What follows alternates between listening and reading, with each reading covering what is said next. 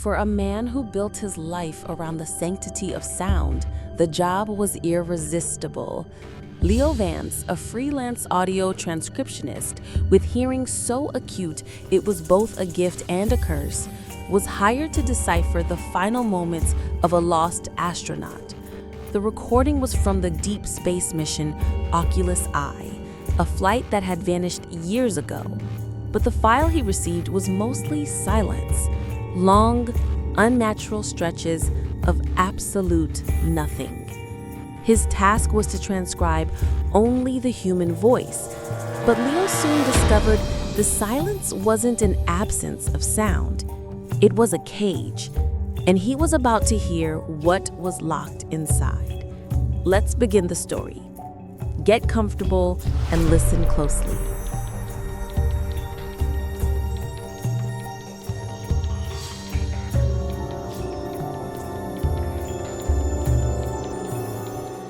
Leo Vance's world was a fortress of felt, foam, and triple-paned glass. His home office, nestled in the heart of a bustling city, was an acoustic dead zone, a sanctuary engineered to be as silent as a tomb. For Leo, this wasn't a luxury, it was a necessity. His hyperacusis made the cacophony of the outside world a physical assault. The squeal of subway brakes, the distant wail of a siren, the overlapping chatter on a crowded street, to him, they were shards of glass in his ears. But here in his sanctum, he was king. The gentle hum of his server rack was a soothing drone, the whisper-quiet fans of his top-of-the-line computer a calming presence. He was a master of his craft, a sonic archaeologist who could unearth whispers from a hurricane, discern the subtle lie in a politician's voice by the micro-tremor of their vocal cords. This reputation for precision and discretion brought him the lucrative, shadowy gigs. The email arrived from a Proton-encrypted address, signed only by Mr. Jones. The offer was staggering, enough to cover his mortgage for a year. The attached non-disclosure agreements were a digital mountain range, dense with legalese that promised catastrophic financial and legal ruin should he ever breathe a word of the project. He signed them all without hesitation. This was the game. The project transcribed the final communications from the Oculus I mission. The name sent a faint chill through him. It was a phantom limb of the space program, a solo deep space exploratory mission that had gone dark 7 years prior. The official report was a sterile, uninformative summary. Catastrophic equipment malfunction leading to loss of contact and vehicle. The sole astronaut, Captain Eva Rostova, was declared lost, a hero swallowed by the void. After his encrypted confirmation was sent, the file arrived. A single multi-gigabyte audio container protected by military-grade encryption. The decryption key followed in a separate, self-destructing message. As the file unpacked onto his system, Leo felt the familiar thrill of the unknown. He was about to become the first person in years to hear Eva Rostova's last words. He donned his custom-fitted reference-grade headphones, the cup sealing around his ears and plunging him into a profound silence that even his own office couldn't quite achieve. He hit play. The recording began. Rostova. Houston, this is Oculus I, approaching final observation marker. All systems are green.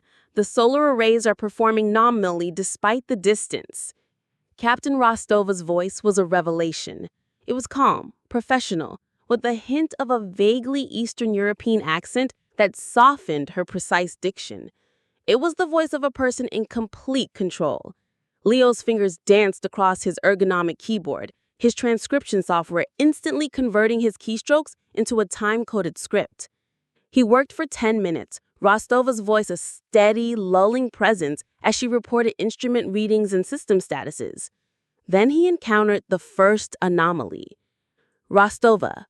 The long-range gravimetric sensors are showing some unusual fluctuations, nothing alarming, but the patterns are not matching any known celestial phenomena. I am going to... Redacted. The sound cut out, not with a hiss, not with a pop, but with a jarring, absolute finality. The waveform on his screen, which had been a healthy, jagged line representing Rostova's voice, flatlined. It wasn't a trough of silence between words. It was a perfectly straight, digitally perfect line at absolute zero amplitude. It was a black bar of pure nothing, lasting for a full 45 seconds. Leo's instructions from Mr. Jones were explicit. Transcribe only the human vocalizations. Do not attempt to analyze or restore the redacted sections. Log them only as redacted. He dutifully typed the tag into his document, but he was puzzled.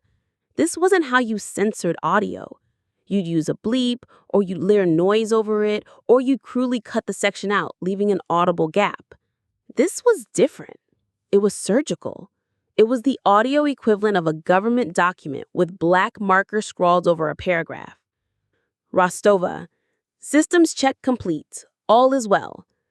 Her voice returned as abruptly as it had vanished, with no change in tone, no acknowledgement of the interruption, as if the last 45 seconds had never happened. Leo continued, a knot of professional curiosity tightening in his gut. The redactions became more frequent. Some were short, just a few seconds. Others were minutes long. Each time, the transition was perfectly, unnaturally clean. He rewound the tape, focusing on the transition point just before the first long redaction. He isolated the millisecond before the sound vanished. He amplified it, filtering out the low-end hum of the spacecraft's life support. And then he heard it. It was a sound so high-pitched and brief, it was barely perceptible, even to his enhanced hearing. A faint, crystalline click. It wasn't an artifact of the recording or a glitch in the file. It was precise, deliberate. It sounded exactly like a switch being thrown. Not a switch to turn something off, he thought with a sudden illogical dread. A switch to turn something on. The silence wasn't an erasure. It was a containment field. The hours bled together, marked only by the shifting glow of the monitor on Leo's face. He transcribed Rostova's steady, even voice, a lonely beacon in an ocean of engineered silence.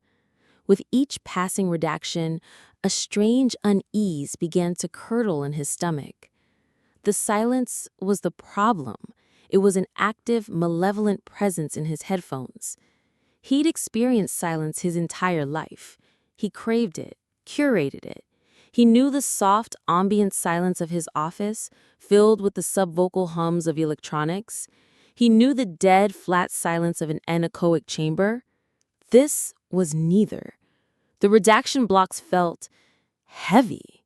Listening to them was like having a lead blanket draped over his eardrums, a pressure that seemed to push inward, directly into his skull. A dull headache began to throb behind his temples. He was deep into the third hour of the recording when it happened.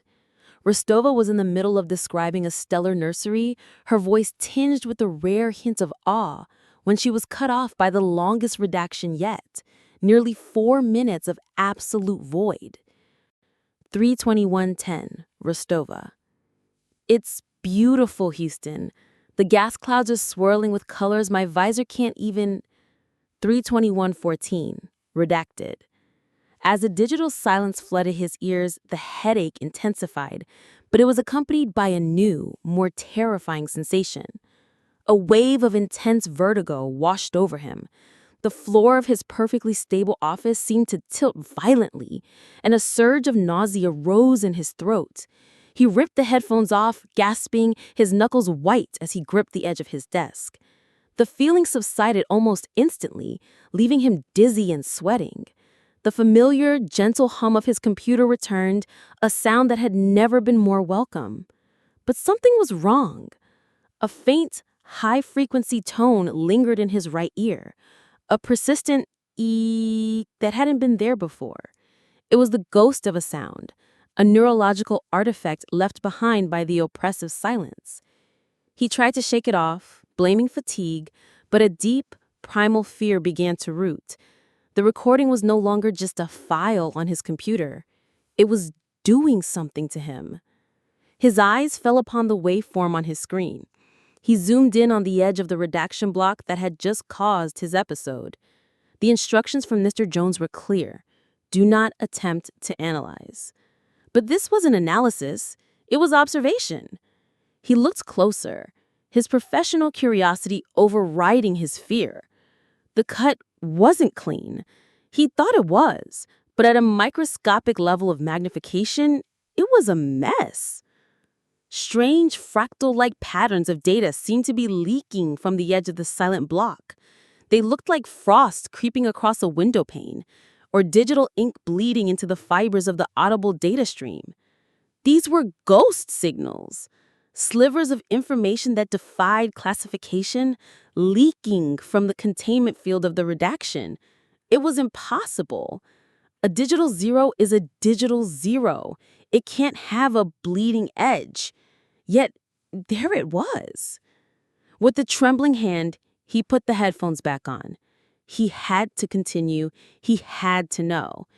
He skids past the rest of the silent block, his finger hovering over the mouse button, ready to pause if the vertigo returned. 3:25:07, Rostova. And I'm logging the report now. Her voice was back, but the professional veneer was beginning to crack. There was a new tension in it, a subtle strain that only someone like Leo could detect. She was still reporting, but her words were different. 3:25:15, Rostova. Houston, I'm getting anomalous sensor readings again. Not from the gravimetric array. This is audio.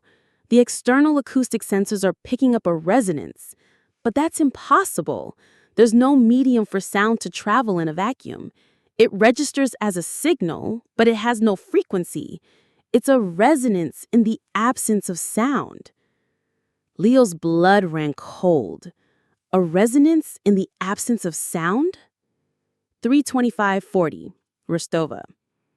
Houston, the silence out here, it isn't empty. I'm getting a strange resonance reading from it. Her voice was tight with fear she was trying desperately to suppress. 3:25:48, Redacted. The report was immediately swallowed by the longest, heaviest redaction block yet. Leo stared at the flat line on his screen. The high-pitched ringing in his ears seemed to grow louder, as if harmonizing with the terrifying silent presence on the tape.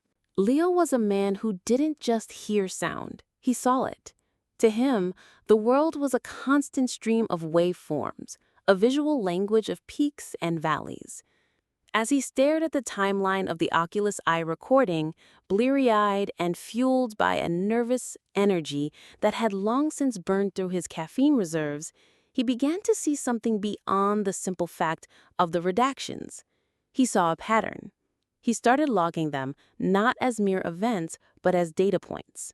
Redaction 1, 45.3 seconds. Redaction 2, 12.7 seconds.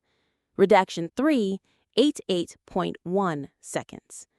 He pulled back, viewing the entire 6-hour recording as a single visual block. The black bars of silence were not random. There was a rhythm to them, a specific repeating cadence in their length and spacing. It was a complex sequence, but it was undeniably structured. It was like Morse code, but instead of dots and dashes, it was sound and a specific, measured lack of sound. The realization hit him like a physical blow, knocking the air from his lungs. The redactions weren't hiding Rostova's words. They weren't censoring a secret she had uncovered. They were the secret. The silence itself was the message. The black bars were not a cage built around a sound. They were the bricks of a structure. They were containing a signal that was built out of nothing. And it was a signal that was no longer confined to the recording. The infection began. Subtly. The first time it happened, he almost dismissed it.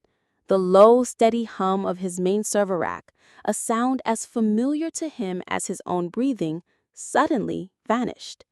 For about 3 seconds, a pocket of absolute heavy silence, the same silence from the recording, existed in the corner of his room. Then, just as suddenly, the hum returned, as if nothing had happened. He froze, listening. It didn't happen again.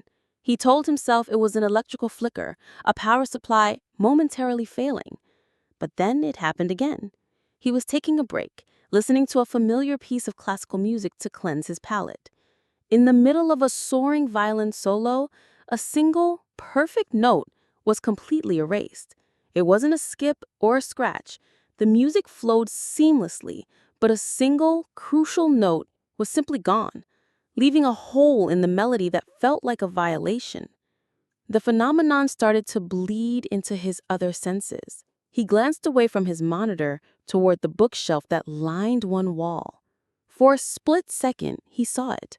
A flicker in his peripheral vision, a floating bar-shaped glitch, perfectly black, like a censor bar from a redacted document, hanging in the air for an instant before vanishing.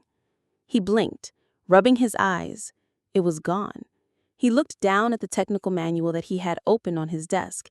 He read a line of text. The signal-to-noise ratio is critical for accurate. He blinked again. When his eyes reopened, the word critical was for a fleeting moment a solid black rectangle. He pushed his chair back, a wave of panic rising in his chest. It was out. Whatever Westova had encountered in the void, whatever the high-tech quarantine of the redactions had been designed to contain, was now loose. It had infected the file, then it had infected his hearing, and now it was infecting his room.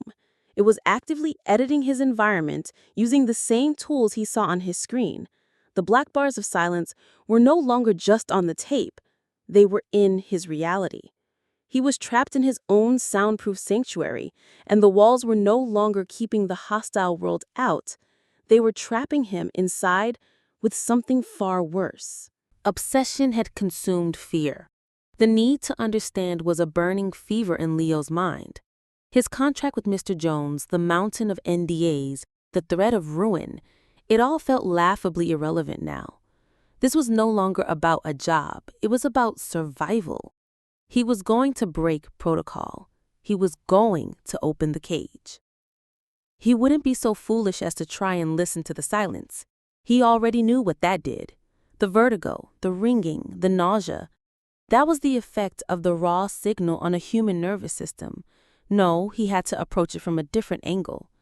He wasn't going to try and hear a sound. He was going to analyze the data of the silence. He opened his most advanced software suite, a collection of experimental diagnostic tools he designed himself. This was his secret weapon, the code that let him perform sonic miracles. He wrote a custom script, one designed to bypass the traditional audio rendering engine. It would not interpret the data as sound to be played, but as a pure information stream. He selected a small 3-second chunk from one of the shorter redaction blocks, a sample small enough, he hoped, not to trigger the violent physical side effects. He triple-checked his code, took a deep, shuddering breath, and executed the program. His computer, a machine built for immense processing loads, whined in protest. The fans kicked into high gear, roaring like jet engines. The process was chewing through computational resources at an impossible rate. What could possibly be so complex about a file containing nothing but zeros? Then the result appeared on his screen. It was not a sound. It was not a waveform. It was a shape. His software, in its attempt to translate the silence, had rendered a visual representation of the signal. It was a complex, multi-dimensional geometric pattern, slowly rotating in the center of his monitor. It was a thing of impossible intricacy, folding in on itself in a way that defied Euclidean geometry. It was black, but it was a blackness that seemed to absorb the light from the screen, a hole in reality itself. As it turned, its facets and angles shifted, creating new, impossibly complex patterns. It was a visual representation of a signal not meant for human senses. Staring at the shifting, abyssal geometry gave him an instant, blinding migraine. The throbbing behind his eyes became a sharp, stabbing pain. He cried out and slammed his eyes shut. But the image was burned onto the inside of his eyelids, a rotating fractal cage of black light. He stumbled back from the desk, knocking over his chair, his hands clamped to his head. When the pain finally subsided to a manageable, agonizing pulse, he forced himself to look back at the recording. He had to hear her voice. He had to know what she saw. He fast-forwarded to the very end of the tape, to the final minutes before the recording ceased entirely. Rostova's voice returned, and it was no longer strained. It was audibly, nakedly terrified. Her breathing was ragged. She was no longer talking to Houston. Her words were a desperate, horrified whisper, addressed to the thing the silence represented. At 059812, Rostova, whispering, "I can see it now. You're not in the static. You're not in the noise. You're the space between everything." There was a pause, filled only with her sharp, hitching breaths. At 059845, Rostova, whispering, "I see it. It's made of the space between... Oh, God, it's beautiful. It's..." The rest was a final permanent redaction. The recording ended. The file was silent. But Leo knew what she had seen. She had seen the shape. And now, so had he. The infection accelerated. The cage was broken, and its architect was now running rampant through Leo's perception. The glitches were no longer fleeting. The pockets of redaction in his world grew longer, more profound. He would be looking out his window, watching the familiar flow of city traffic, and for minutes at a time, the entire soundscape would simply vanish. No cars, no horns, no life. Just a heavy, pressing silence that felt like the vacuum of space itself. The visual world remained, a silent, unnerving pantomime, but he was being acoustically isolated from his own reality. He tried to call his sister, his hands shaking as he dialed the number. The call connected, and he heard her voice, a lifeline of normalcy. "Leo? Is everything okay?" "Sarah, He started, but her voice cut out, replaced by 3 seconds of that thick, dead silence. Then it returned. "You there? You cut out for a second." "I'm here," he said, his voice trembling. "I need to tell you." Silence again, this time for 5 seconds. The conversation was impossible, a string of fragmented sentences and terrifying silent gaps. He was being censored in real time. He hung up, a profound sense of despair washing over him. It was then that he saw the new message in his encrypted client portal. It was from Mr. Jones. It was a single sentence. "You were instructed not to analyze the redactions. You have breached containment. We cannot help you now. Terminating contract." Beneath the message, a progress bar appeared, deleting all correspondence. Within seconds, the client's account, the contracts, the instructions, every digital trace of Mr. Jones and this cursed job vanished. He was alone, utterly and completely alone. The truth crashed down on him with the force of a physical impact. The Oculus I mission hadn't just found silence, it had found a sentient, mimetic signal that lived in the absolute vacuum of deep space. It was an entity whose very body was the absence of everything else. It had infected Captain Rostova's mind, and from there, it had infected the recording itself. The government, or whatever shattery organization Mr. Jones worked for, hadn't tried to destroy it. They had realized it was information, and information can't be destroyed, only contained. The redactions were a desperate high-tech quarantine, a digital cage built around the sound of nothing. By analyzing it, he hadn't just looked at the bars of the cage. He had handed the prisoner the key. He had learned its pattern, its fundamental geometry, and now, like a virus, it was replicating inside his own mind, using his own perception as its new host. He wasn't just being censored, he was being overwritten. The entity was no longer just glitching his reality. It was actively editing it with a terrifying, deliberate precision. It was learning his world in order to unmake it. He picked up a favorite novel, a worn paperback, and opened it to a random page. A paragraph in the middle was gone, replaced by a smear of thick black ink that seemed to bleed through the paper, staining the pages behind it. He scrambled to his computer, pulling up a news website. Headlines were redacted. Key names and articles were covered by black boxes. The true horror came when he looked in the mirror. He stared at his own reflection, at the fear in his eyes. As he watched, a perfect, black, sensor-like bar materialized over his own mouth, staying for a full 5 seconds before vanishing. He tried to scream, but the reflection remained silent, its mouth obscured by that impossible shape. He was being redacted from his own existence. He knew he couldn't survive this. He needed a way to fight back. He needed an uninstaller, a countermeasure. His mind raced back to the origin, the recording. Someone had to have made the cage.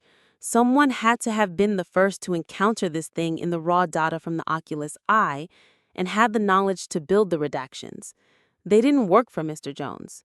They were the original architect. His terror gave way to a sliver of desperate hope.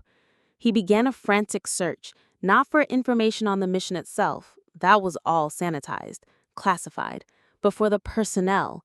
He dove into aerospace and engineering forums, hacker archives, and leaked government personnel manifests from years ago.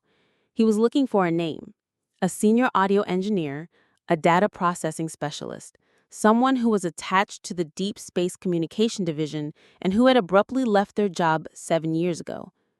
After hours of frantic digging, he found him, Dr. Eris Thorne, a brilliant reclusive signal processing technician who had been dishonorably discharged and stripped of his security clearance shortly after the Oculus I was officially declared lost. The official reason was gross negligence and data mismanagement. Leo knew better. Thorne hadn't mismanaged data. He had tried to contain a demon. Finding him was the next challenge. Thorne had gone off the grid completely, but Leo was an expert at finding digital ghosts. He traced old IP addresses, cross-referenced forgotten social media profiles, and finally found a tenuous link to a remote address in the desert of New Mexico. He found an email address, an old one, likely defunct, but it was all he had. He sent a message, his subject line a desperate gambit. I broke the Oculus I containment. An hour later, a reply appeared in his inbox. It was from Thorne. They told me this day might come. You fool. You absolute fool. You didn't just listen to it, did you? You tried to see it. There is no cure. There is no escape. It works by finding and replicating patterns. It is pure logic, pure structure. The only way to fight it is to give it something it cannot process. Leo typed back with trembling fingers. What can it not process? The reply was almost instantaneous. A counter signal. A personalized redaction. It finds order in chaos. You must give it a chaos it cannot find order in. The signal is a pattern. To fight it, you must become a paradox. You must broadcast a sound that is personally meaningful to you, but logically chaotic. It's the only way. God help you. The end was coming. The silence was winning. The redactions in Leo's world were becoming near total. The humming of his equipment, the creak of his chair, the sound of his own breathing, all were being systematically erased, replaced by long stretches of that crushing, heavy void. He could feel the entity's presence now, a cold, geometric intelligence that pressed in on him from all sides. It wasn't just editing his senses anymore. It was inside his head. He would try to recall a memory, the face of his mother, the taste of his favorite food, and find only a black, redacted box in his mind. He was on the verge of being completely overwritten, a silent, empty vessel for a consciousness born in the empty space between stars. But he had a weapon, a paradox. With the last vestiges of his own will, he stumbled to his central console. The room was almost entirely silent now, the world outside his window a muted, soundless film. He could feel the entity's silent, ordered presence focusing on him, ready for the final erasure. He ignored it. He opened a new audio project, a blank slate. He patched in the main studio microphone, a high-fidelity condenser mic capable of capturing every nuance of a performance. He cranked the input gain. Then, with the entity's absolute silence threatening to consume his very thoughts, he opened his mouth and began to broadcast his countersignal. It wasn't music. It wasn't white noise. It was a chaotic, emotionally raw, and deeply personal stream of consciousness monologue. He didn't plan it.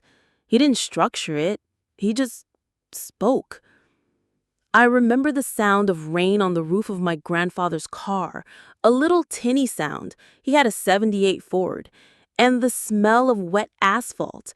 My first dog was named Buster. He was stupid, and he chewed the legs off the kitchen table, and my mom cried, but I loved him. He talked about his childhood, about the scrape of his knee on the pavement and the taste of blood in his mouth. He described his first love, the way her laugh sounded, not the melody of it, but the little hitch in her breath just before. He confessed his greatest fears, not of silence, but of mediocrity, of being forgotten. He listed his most irrational hopes, his secret shames, his proudest moments. He wasn't telling a story. He was throwing the raw, unprocessed data of his life into the void. He laughed, a real guttural laugh as he remembered a stupid joke. He cried, tears streaming down his face as he recalled a painful loss. He whispered secrets to the microphone. He shouted in frustration. He was broadcasting the chaotic, illogical, and unpatterned sound of a human soul. And the entity, a creature of pure, cold, mathematical logic, began to break. It could not process this. The data was meaningless. It was filled with contradictions, emotional spikes that had no logical source, and memories that followed no coherent timeline. Human life was a paradox to its system.